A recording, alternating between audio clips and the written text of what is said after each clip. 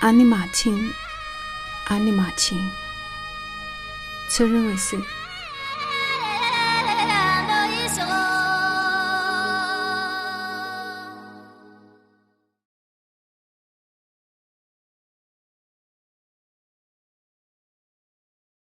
？60。实际上第一天没走多远，我就注意到路边的铁丝，一根根长长的、粗的或细的、乌黑的、锃亮的、生锈的，圈住了一片片草地。我注意到的不是圈地的铁丝，而是缠绕的街头被拧成小小的疙瘩，既密集又尖锐，如同长满利刺的荆棘，若用手触碰，可能会扎出血。我注意到的不是这些铁蒺藜，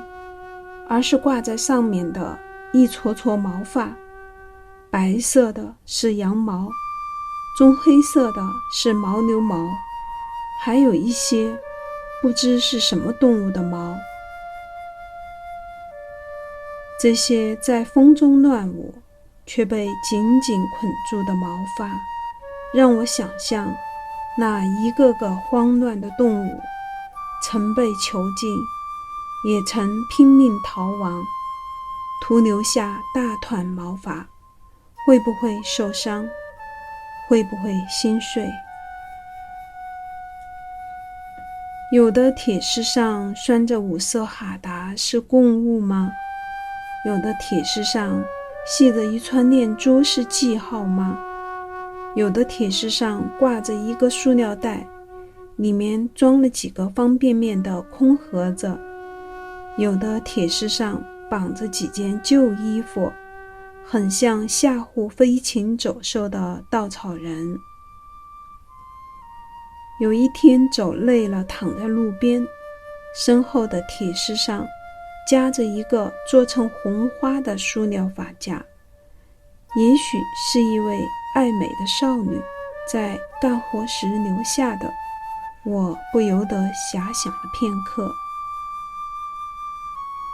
一路上都有铁丝扎成的围栏，那围住的是不再退化的草场，那拦住的是野性难寻的动物，竟有羚羊、野驴，甚至鹰鹫受困而死，也有很多圣地被掩藏在牧民家的网围栏当中。61。据说历史上没有发生过雪崩，除了1937年的大地震，随之而来的雪崩堵塞了钻山路，而那时还有朝圣者吗？官方说全球气候变暖导致雪线上升，冰川退缩，这10年发生了3次大规模的冰崩。但本地人说灾难的发生跟这些有关，在神山开矿，污染泉水，狩猎动物。说起记忆中的那个时刻，当雪崩，不是冰崩，突然间从一面斜坡，冰块裹着巨石滚滚而下，陡然轰响之声，牛羊发足狂奔，都以为世界末日到了，至今心存余悸。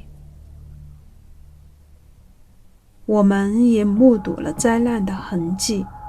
无数变成黑色的石块，掀动着变成黑色的激流，咆哮着在道路的切面从巨大的管道中直泻而下，